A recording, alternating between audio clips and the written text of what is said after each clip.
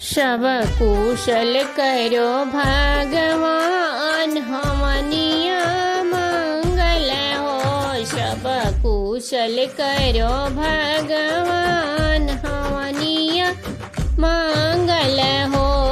बेटिया के जन्म में कौन फल मिली है, बेटिया के जन्म में कौन फल मिली है।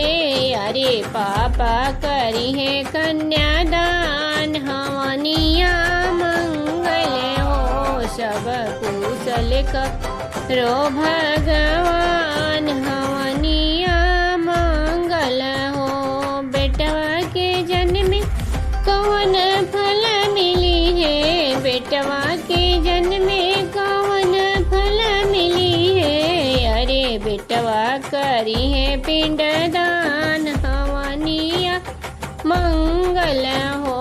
सब कुशल करो भगवान हमनिया मंगल हो।